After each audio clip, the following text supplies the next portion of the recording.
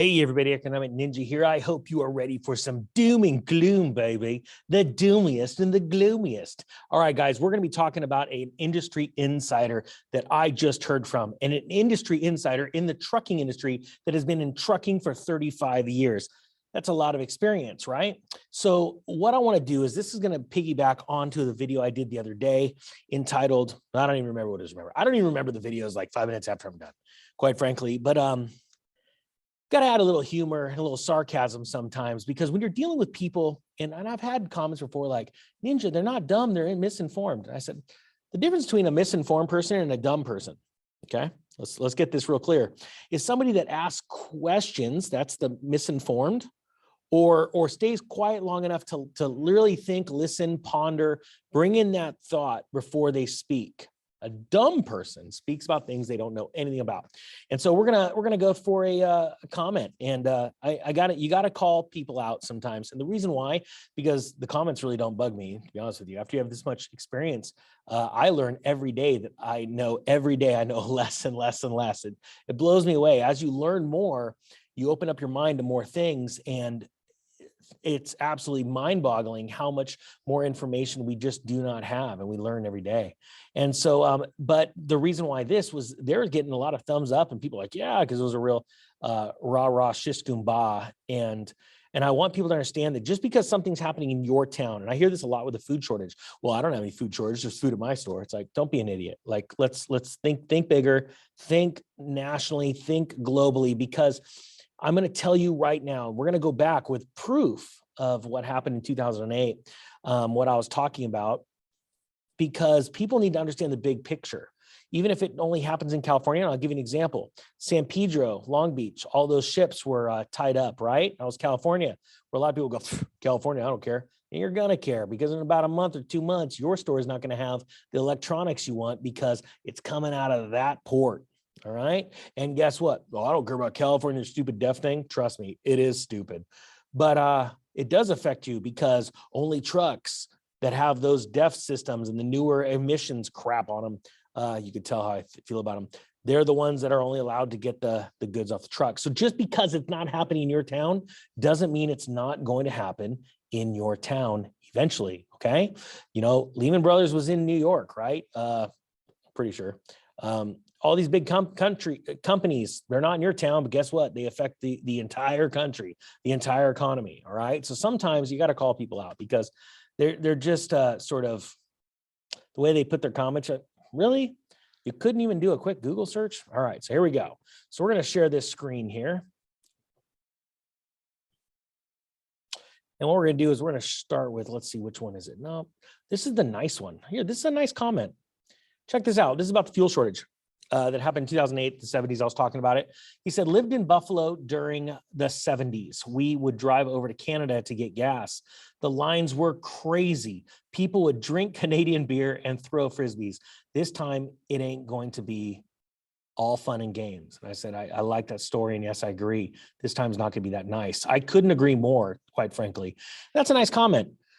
Somebody that lived through these times in the 70s, right? Well, now here is the problem. Then you come across this. Let's see here. So this one right here is right here. Rain's a coming. It's a good name. Huh? I've driven a commercial truck going on 35 years, and I've never seen nor seen others shutting down on the side of the road. I think you're stretching the story just a bit. And if there's any group, oh man, you know what? Let me hold on. I grabbed the wrong screenshot and we're already filming. So let me grab the rest of this comment. Sorry. Screenshot of the wrong one. The wrong one.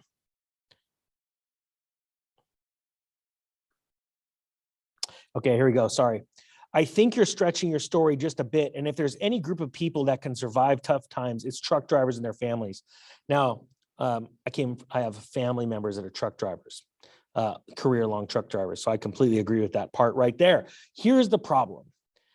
This person makes a comment that I'm stretching the story just a bit. Now I answered, you can see here, how about you Google 2008 semi-trucks stop running diesel prices, then check page 10. Oh, and I said, hey, you got a special video coming. So at least you know that it's coming.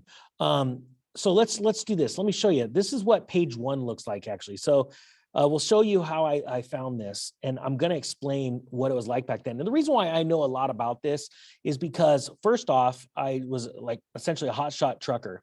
I haven't talked about that yet. I was going to do some videos about it, but I also had that palm tree business. So I was moving equipment for other people. I was moving my own equipment and buying and selling tractors like crazy and attachments and stuff with a long trailer, gooseneck trailer, and my truck. So I was set up for hotshot trucking.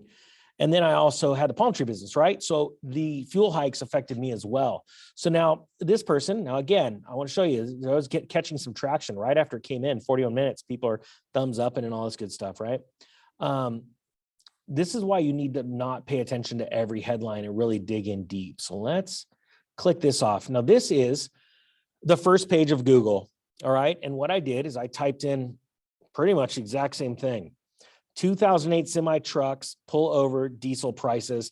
And then I clicked the news tab, all right, which I didn't here, but it just popped up, sorry, earlier. All right, so this is what's really important. We're gonna go over a couple. Truckers protest high fuel prices. And this is April 1st of 2008. A convoy protesting diesel prices pulled out of a truck stop south of Atlanta, about 30 strong, and got a lot stronger, right? We're just gonna go through some headlines in a little bit, because there's a lot. May 27th, 2008, soaring fuel prices take a withering toll on truckers. The soaring price of diesel fuel over $4.50 a gallon from $2.50 a year ago. Now think about that, guys. Back in 2008, diesel on a national average had almost doubled. That is amazing, right? That's a huge jump. So you could see the pressure it was putting on semi-truck drivers and operators and owners, because they had not set up their contracts thinking merely within a year the cost of fuel is going to double. We hadn't seen that since the late 70s. All right, now I know I'm going to get comments, oh, I wish diesel was that much now, but it's actually going to get a lot worse. Okay, and what I'm talking about is going to get worse. So diesel prices keep on trucking, and this is March 10th of 2008, right? So they were right here on an average of 401. So from March till May, the average had went up like 49 cents. That is huge on a percentage basis. Rising fuel prices drive truckers off the road from NPR. Diesel fuel is selling at an average of $4 a gallon, about 20% more than the cost of a gallon of gasoline, right? So that was when diesel had really diverged, because diesel, I don't know if many people know, is a byproduct of actually making regular unleaded, and it's cheaper to make. And in 2008, it was driving operators nuts, just batty, going, what the heck is going on? And so it was really happening. Truckers snarled traffic in protest of fuel prices. So I want to bring you the truth and paint a picture of how bad this is going to be, using the past, truth and facts, right? Where you've got people out here that are sitting there like, hey, I'm super smart right now. I don't have a profile pickup. It's really pretty clouds, rain coming, but hey, I'll just throw out my 2 cents and let a bunch of people agree with me, right? And like he says right here, I think you're stretching your story just a bit. Well, you guys have seen, I'm not. You see, in 2008, trucks were literally shutting down. They're pulling off the side of the road saying, we can't make money doing this. We can't do this. They're pulling off the side of the road. And when you got people that come around, and it's always people in hiding that don't tell you, it's easy to just throw out, information and see, what sticks on the wall when you don't have anything to lose. And what I'm trying to do is prepare you guys for success, even though really bad things are coming. And I'll give you a couple of examples in a second, but we're going to check real quick. I'm just curious right here. Here we go. July of 2008. Now this is perfect. Now guys, just, I have not pre-looked at these. All I did was hit the Google and this. I have not looked at any of these articles or anything like this. This is how confident I am in this information. We're going to click this right here. Diesel prices driving independent truckers to the brink. Now, in July of 2008, I want you to understand that was the peak of the fuel prices, okay? That was when a barrel of oil hit $137. I want to say this is all memory, but I was really involved in this June or July. I want to say it was June. I want to say it was June 16th, actually. As a matter of fact, I haven't even checked. You guys look at it, put it in the comment section when a barrel of oil peaked at around 136, 137 a barrel. Just so you know, 2 rogue traders were blamed for it. That was a cover up. But anyway, I digress. Sorry. So here we go. My truck is paid for and my children are grown, so my wife and I are still getting by. Now this is, I think, very important to check out. And again, I have not pre-looked at this. Sorry for all the pop-ups, but you got to go with Google in this kind of instance to find this kind of information. So it says right here, who's been driving a big rig for more than 25 years. I'm one of the lucky ones these days. Indeed, for many of the area's independent owner operators, Independence Day 2008, which is historically a massive day when it comes to raising prices of fuel, feels like anything, but as they struggle to keep their rigs on the road in the face of spiraling diesel fuel costs. Some drivers, especially those with truck payments and young families, are really hurting right now, Grant says. When diesel goes over $5 a gallon, I don't see how anyone is going to make it. Grant, who pulls containers in and out of the port, says he's spending an average of $2,200 a week on fuel. All right, guys, look, we're going to stop there and I'm going to talk to you because I think this is very, very important. See, in 2008, when Grant was doing that story for that article, he said when diesel prices get to that price, he doesn't know what they're going to do. And diesel prices did get that much. I remember filling up my F-350 1-ton, Ford truck, going back and forth from Northern California to Southern California, picking up tractors and palm trees and spending a ton of money on gas.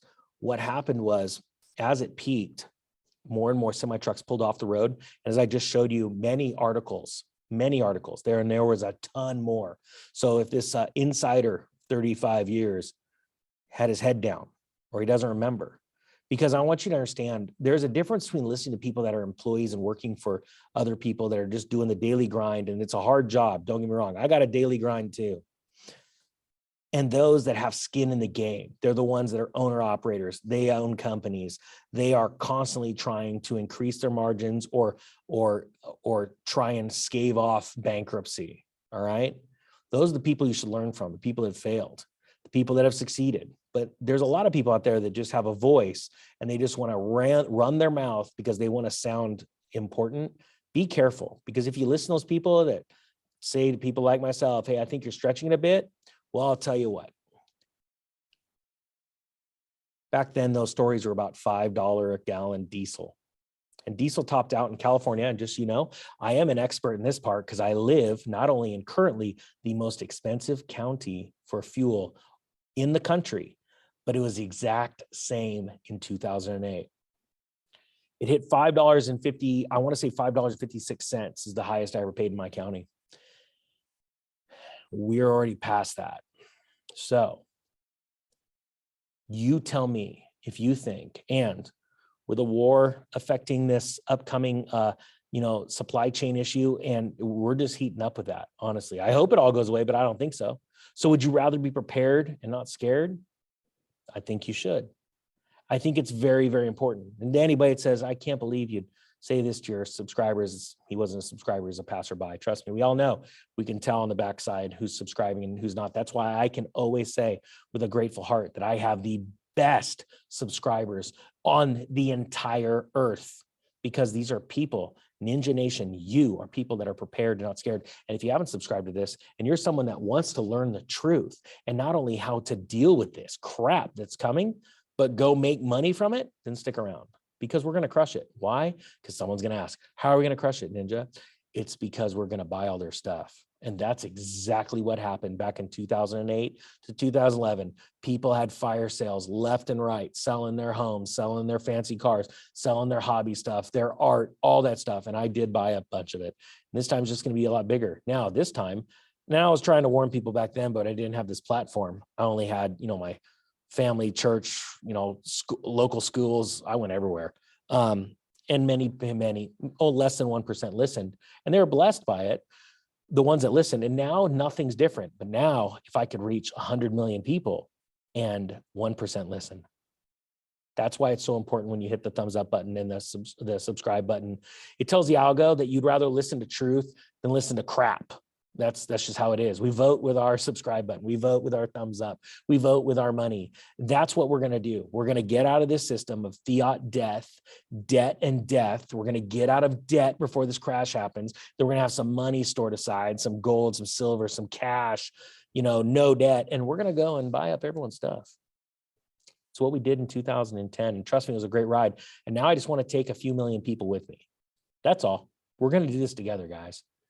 So I want people to hear the truth. And We just have to make sure that people get the truth, facts, reality.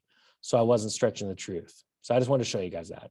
Won't do it for everything, but that one, it just felt in my heart. I needed to show it to you guys. People were feeling the pain in 2008, and that was the psychological barrier that was broken. Remember, I've said this many times before.